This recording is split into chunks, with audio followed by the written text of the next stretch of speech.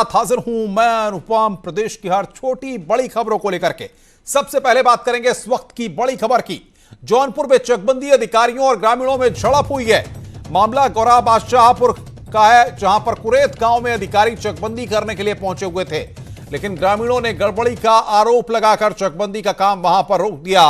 ये तस्वीरें इस वक्त हम आपकी स्क्रीन पर आपको दिखा रहे हैं, जिसके बाद वहां पर पुलिस की टीम ने ग्रामीणों को समझाने का प्रयास किया, लेकिन बात वहां पर बनती नहीं दिखी। पुलिस वहां पर सख्त हो गई, हालांकि ग्रामीण भी लगातार नारेबाजी कर रहे थे। काफी देर के मानमलअव्वल के बाद जाकर के इस मामला शांत हुआ, लेकिन तब तक किस तरीके से ग्रामीणों ने वहां पर विरोध किया और पुलिस के साथ वहां पर अधिकारियों पर गंभीर आरोप लगाए गए, ये तस्वीरें इस वक्त हम आपको दिखा रहे हैं। चकबंदी में गड़बड़ी की बात सामने आई, उसके बाद लोगों का आक्रोश फूट पड़ा।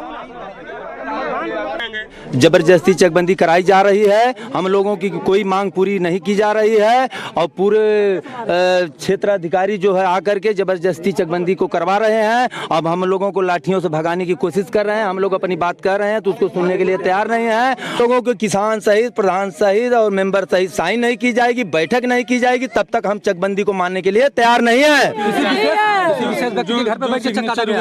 जो सिग्नेचर हुआ है वो सरासर गलत है। अगर मिलाना हो तो प्रधान की साइन को मिलवा ली। और बातचीत करने के लिए मनोज पटेल हमारे हमारे साथ जौनपुर से फोन लाइन पे जुड़ रहे हैं। मनोज, जब खुद अधिकारियों पर ही आरोप लग रहे हैं, ऐसे में इंसाफ की उम्मीद किससे लगाई जाए, क्या स्थिति है अब तक? देखिए अनुपम, अगर हम बात करें जौनपुर जिले की एक करेथू गांव एक इकलौता गांव नहीं है जहां पर चकबंदी के अधिकारियों पर भ्रष्टाचार और अनियमितता, लापरवाही करने का आरोप ग्रामीण लगाए। कोई पहला शिकायत नहीं है, जिले में दर्जनों अनेक ऐसी शिकायतें हैं जहां पर ग्रामीण आज इस गांव के जो है उनका गुस्सा फूट पड़ा है। तमाम वो विरोध करना शुरू कर दिए हैं। आक्रोशित ग्रामीणों को देख मौके पर स्थानीय थाने की पुलिस फोर्स पहुंच जाती है। सर्किल की पुलिस पहुंचकर ग्रामीणों को समझाती है कि आपके साथ जो अन्याय हुआ है, चकबंदी के दौरान किसी के साथ कोई भ्रष्टाचार या कोई अनियमितता नहीं की जाएगी। चकबंदी के जो अधिकारी है जौनपुर में भ्रष्ट, यूं कह लीजिए अनुपम, किसी गांव का गुस्सा फूट कर सामने आया था, जैसे आज करेथू गांव का जौनपुर में आया है। इस तरह के न जाने जहां जहां भी चकबंदी गांव में हो रही है, राजस्व के जो जुड़े अधिकारी हैं ये पहले मीडिया के कैमरे पर बात नहीं करना जरूरी समझते और ना ही कोई फोन पर या सामने भी कोई जानकारी देना चाहते। इस तरह की जो कदर भ्रष्टाचार ये कह लीजिए या लापरवाही कह लीजिए, ये अपने आप में बताने के लिए काफी है। अगर समय रहते पुलिस वहां पर न पहुंचती तो ग्रामीणों में और वहां पर जो मामूली पुलिसकर्मी थे उनके बीच खूनी संघर्ष भी हो सकता है, जैसा ग्रामीणों का कहना है। मनोज, बहुत बहुत शुक्रिया आपका तमाम अपडेट देने के लिए। मनोज पटेल हमारे संवाददाता जौनपुर से बता रहे थे कि कई गांव में इस तरीके के मामले चल रहे हैं, लेकिन जिस तरीके से विरोध के स्वर निकलकर सामने आए हैं, अब ऐसे में कहीं आने वाले वक्त में इस तरह के मामले बड़ा रूप लेते हुए नजर ना आए। आगे बढ़ते हैं मिर्जापुर से खबर। जमीनी विवाद में मां बेटे ने खुद पर केरोसिन तेल छिड़ककर आग लगा ली। हालात गंभीर होने पर बीएचयू के लिए रेफर किया गया है। ग्रामीणों ने मामले को लेकर सड़क पर उतरकर हंगामा किया, विरोध किया।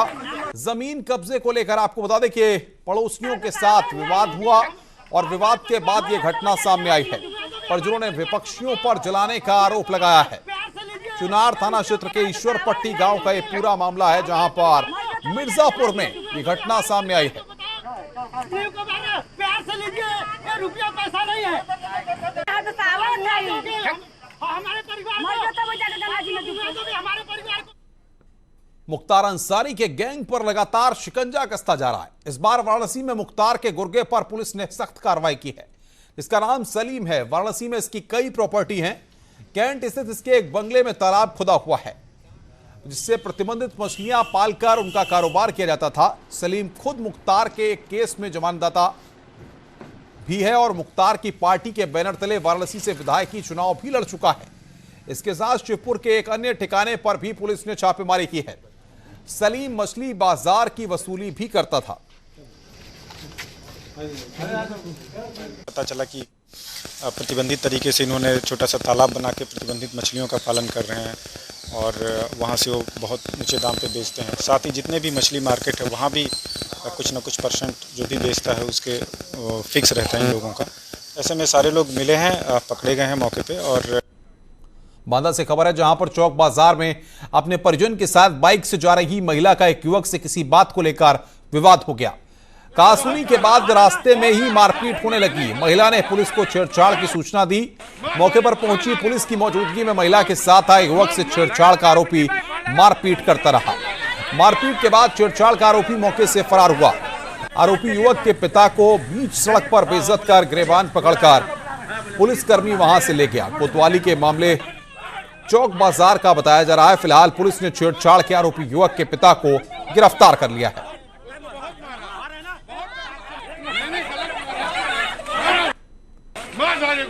चौक बाजार में सरेराह किस तरीके से हंगामा हुआ, ये इस तस्वीर में आप देख सकते हैं। महिला से वहां पर विवाद हुआ था और उसके बाद दे दनादन पुलिस पर भी वहां पर बदसलूकी का आरोप लगा। किस तरीके से पुलिस ने वहां पर आरोपी के पिता से बदसलूकी की, कॉलर पकड़कर वहां पर पुलिसकर्मी खींचता हुआ यहां पर ले जाते हुए इस कैमरे में कैद हुआ है। ये बांदा की तस्वीरें इस वक्त हम आपकी स्क्रीन पर आपको दिखा रहे हैं। अंकित बातचीत करने के लिए हमारे साथ फोन लाइन पर। अंकित, क्या अधिकारियों के संज्ञान में ये तस्वीरें अब तक आई हैं? कोई कार्रवाई, कोई एक्शन अब तक लिया गया है? जी बिल्कुल, आपको बता दें ये तस्वीरें हैं शहर कोतवाली चौक बाजार की, जहां किसी मामूली सी बात को लेकर के एक महिला बाइक से जाई थी। इसके बाद इनका झगड़ा हो गया। नवयुवक लड़की ने उसका विरोध किया तो उसके बाद हाथापाई पे नौबत आ गई और नौबत इस कदर आ गई कि एक दूसरे पे दोनों पक्ष मारपीट पे उतारू हो गए और युवक ने महिला के साथ आ रहे युवक को भी मारा पीटा, उसने मारा। जब दोनों पक्षों मारपीट हुई तो महिला ने पुलिस को फोन किया और सूचना दी कि मेरे साथ छेड़छाड़ हुई है। जिसके बाद मौके पहुंची पुलिस से भी मतलब वहां पर हाथापाई की नौबत आ गई। काफी बवाल बता रहा, पुलिस ने भी जीगा जब्ती की, उन्होंने भी की, दोनों पक्षों से जीगा जब्ती हुई। जिसके बाद फिर मौके से वहां से भारी पुलिस बल आया और युवक तब तक वहां से मौके से फरार हो चुका, जिसपे आरोप लग रहा है छेड़छाड़ का। लेकिन उसके बाद मौके पर पुलिस उसके घर पहुंचती है युवक के पिता का गिरबान पकड़ते हुए बीच चौराहे बेइज्जत करते हुए, बल्कि तस्वीरों में दिख रहा है बार बार युवक के जो पिता हैं वो कह रहे हैं कि जिस तरीके से आप लिए जा रहे हैं ये अमर्यादित है, रहने दीजिए, मैं चल रहा हूँ। लेकिन पुलिस एक बार भी नहीं मानी, लगातार उसको घसीटते हुए कोतवाली तक ले गए हैं। तो कहीं ना कहीं जो मर्यादा होती है तो बदतमीजी से यहाँ पर ये पुलिस वाले पेश आए और उनके खिलाफ एक्शन होना चाहिए, कार्रवाई होनी चाहिए। अब देखना क्या होगा कि आला अधिकारी इस पूरे मामले को कितनी गंभीरता से लेते हैं। आगे बढ़ते हैं। मेरठ में राह चलते कुछ लोगों ने एक शख्स को गोली मार दी। मामला लिसाड़ी गेट इलाके का है, जहां आरोप है कि ई रिक्शा से साइड नहीं मिलने से नाराज दबंगों ने गोली मार दी। इसमें ई रिक्शा ड्राइवर गंभीर रूप से घायल हो गया। घायल शादाब मेरठ के श्यामनगर का रहने वाला है, जो ई रिक्शा चलाकर परिवार का गुजारा करता है। घायल ने बताया कि बलिनो कार में सवार कुछ युवकों ने गाड़ी के अंदर से उतरकर पहले तो बहस की और उसके बाद गोली मार दी।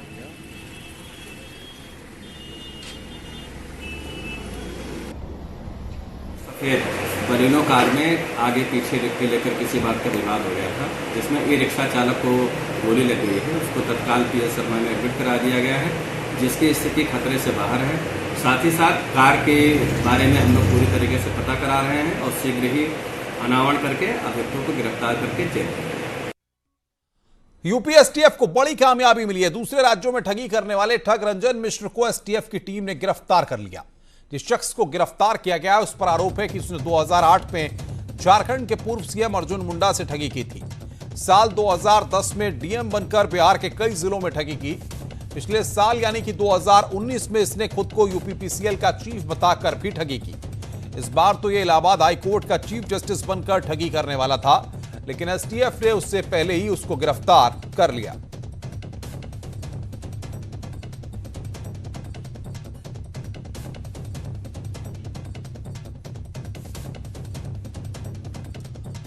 इधर फिरोजाबाद में कोर्ट कैंपस में ही घुसकर दबंगों ने वकील के साथ मारपीट की। रुपयों के लेन देन में मारपीट की आशंका जताई जा रही है। पहले कुछ लोगों ने वकील को पीटा और फिर जब वो वकील को पीटकर भाग रहे थे तभी बाकी वकीलों ने एक आरोपी को पकड़ लिया। हालांकि इस दौरान पुलिस की टीम भी कोर्ट में पहुंच गई, जिसके बाद आरोपी को पुलिस ने गिरफ्तार कर लिया।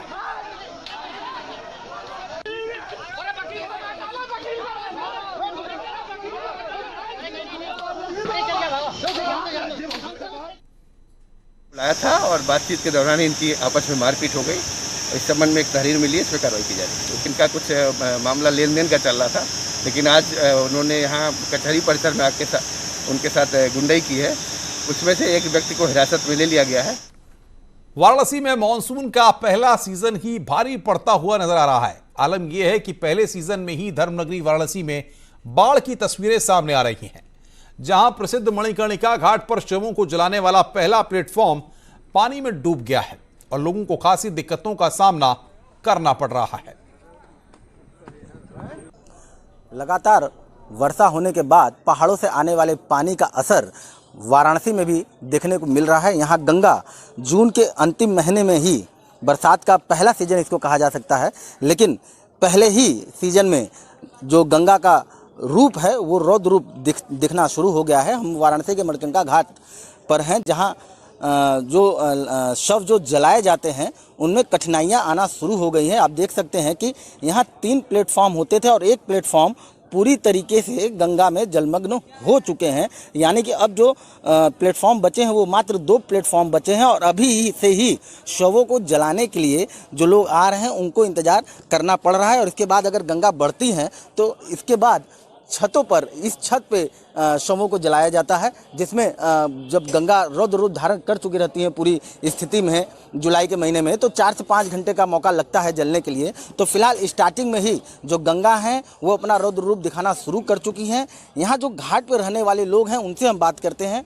भाई साहब, क्या नाम है आपका? हमारा नाम राहुल यादव है। राहुल जी, क्या स्थिति है? अभी स्टार्टिंग है गंगा जी का, तो अमूमन क्या ऐसा देखने को मिलता है क्या? अभी गंगा जी का स्टार्टिंग है, लगभग पहला प्लेटफॉर्म डूब चुका है और डेड बॉडी जलाने में काफ़ी दिक्कतें आ रही हैं, लगातार समस्याएं खड़ी हो रही हैं। तो अभी स्टार्टिंग में ही गंगा जो है 4 से 5 फीट की बढ़ोतरी दर्ज की जा रही है। यहाँ के लोगों ने उसको देखना भी शुरू कर दिया है और जिससे जो परेशानियां हैं यहाँ शमशान घाट पर वो भी शुरू हो चुकी है, जबकि अभी पूरा बाढ़ बाकी है। रवि पांडे, न्यूज़ 18 वाराणसी। लगातार हो रही मानसूनी बारिश और नेपाल से आने वाली नदियों के जलस्तर में बढ़ोतरी के चलते महाराजगंज में एक बार फिर बाढ़ का खतरा मंडराने लगा है। नदियों पर बने बंधों पर मरम्मत की लापरवाही के चलते जगह जगह रेन कट, रेड होल और बांध कमजोर हालत में है। महाराजगंज जिले की उत्तर पश्चिम सीमा में बहने वाली गोंगी नदी के बांध पर कटान की वजह से कई गांवों पर खतरा भी हो सकता है, लेकिन बांध मरम्मत के नाम पर केवल खाना पूर्ति की जा रही है। लोगों में डर है कि अगर जिम्मेदार अधिकारी इसी तरह लापरवाही करेंगे तो फिर गांव को भारी नुकसान पहुंच सकता है। बरसात के समय में गांव की परेशानी इतनी हो जाती है कि लोग यहाँ पे रहने से भी डरते हैं। बगल में नदी के कटाव से जो एक घर गिर भी गया, उसी कटान के ऊपर हम भी, उसी के नज़दीक हमारा घर भी है। इस 4 साल हम लोगों का डर लगा रहता है। यहाँ पर हमेशा कटान होता रहता है। तो आगे से क्या करते हैं क्या नहीं करते हैं। गोरखपुर में आज 3 घंटे हुई बारिश ने प्रशासन और नगर निगम के दावों की पोल खोल कर रख दी है। बारिश ने आधे शहर की स्थिति नरकीय बना दी है। शहर की गलियों में पानी लगने से लोगों के घरों में पानी चला गया। इतना ही नहीं, जिला अस्पताल, कलेक्ट्रेट सहित कई सरकारी दफ्तरों के बाहर जल जमाव की स्थिति बन गई है।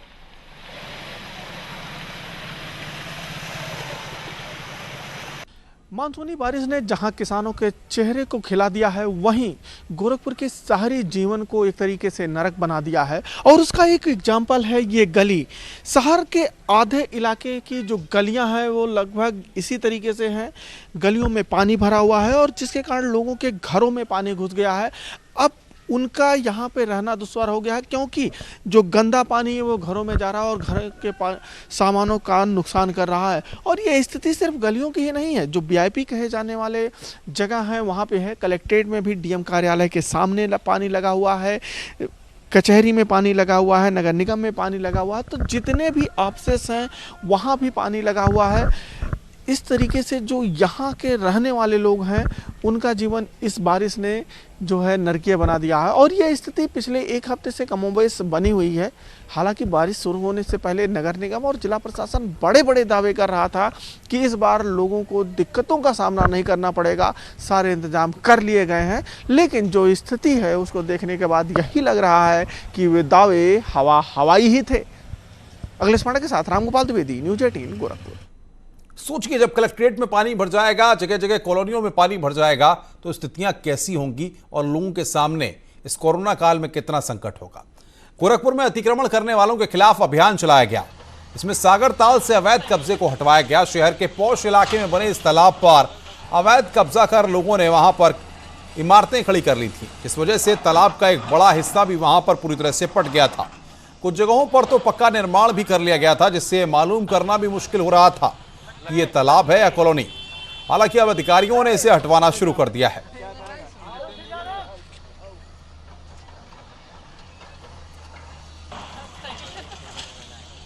कई भूमाफियाओं ने इसको मिलकर काटा है और तरह तरीके के किए गए हैं, जिससे न केवल शहर में जल भराव की समस्या बनी हुई है, बल्कि बारिश के दिनों में जल भराव होने से बहुत सारी संक्रामक बीमारियां, जिसमें जापानी इंसेफेलाइटिस बहुत प्रमुख है, वो भी होती है। तो शहर में इस तरीके की गंदगी का ये अड्डा बन चुका था, इसको साफ करके हम इसको जो अस्तित्व था उसको वापस लेके आएंगे। मथुरा के गोवर्धन इलाके से पुलिस ने 3 ठगों को गिरफ्तार किया है। इन पर आरोप है कि ये फर्जी ड्राइविंग लाइसेंस बनाते थे।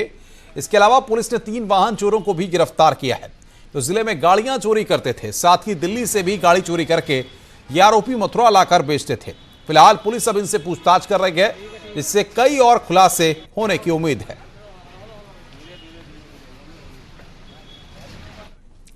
इधर आगरा में एक टीचर की लाश स्कूल के परिसर में ही मिली है। मामला थाना शाहगंज क्षेत्र के डीसी वैदिक इंटर कॉलेज का है, जहां पर हमवीर सिंह का शव मिला। हमवीर सिंह कॉलेज में हिंदी और संस्कृत पढ़ाया करते थे। हमवीर का शव खून से लथपथ मिला है और पास में एक तमंचा भी बरामद हुआ है। पुलिस ने फिलहाल शव को कब्जे में लेकर मामले की जांच पड़ताल शुरू कर दी है। पहली नजर में यह मामला खुदकुशी का नजर आ रहा है, लेकिन पुलिस अभी कई और एंगल से पूरे मामले की जांच पड़ताल कर रही है। स्वागत है। ब्रेक के बाद इस वक्त एक बड़ी खबर लखनऊ से आ रही है। उत्तर प्रदेश में स्टेट यूनिवर्सिटीज की परीक्षाएं रद्द कर दी गई हैं। इस वक्त की यह बड़ी खबर। अब यूनिवर्सिटी प्रशासन छात्रों को प्रमोशन देने की रणनीति पर विचार कर रहे हैं।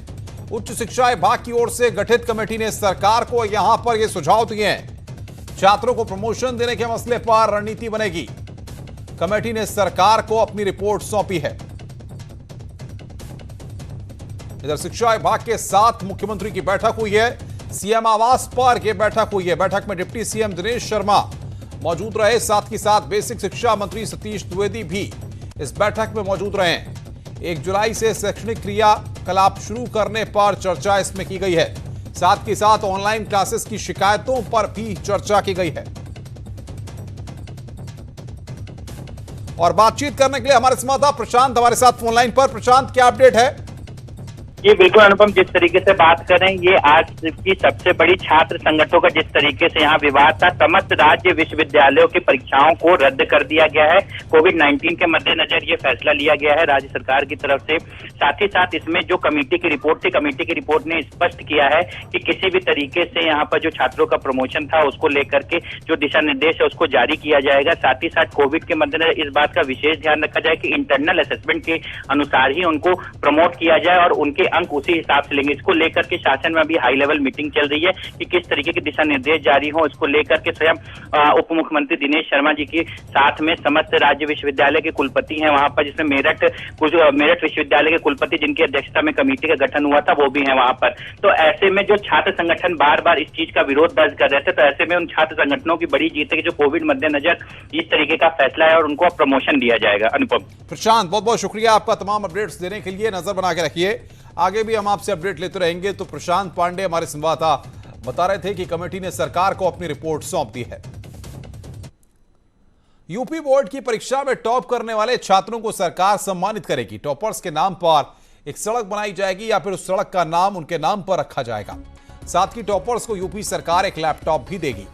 प्रयागराज के कोरांव के रहने वाले छात्र प्रांजल ने इंटरमीडिएट में दूसरा स्थान हासिल किया है, जबकि बागपत के रहने वाले छात्र अनुराग ने 12वीं में टॉप किया है। सरकार की इस घोषणा से न सिर्फ टॉपर्स बल्कि उनके गांव के लोग भी काफी खुश हैं।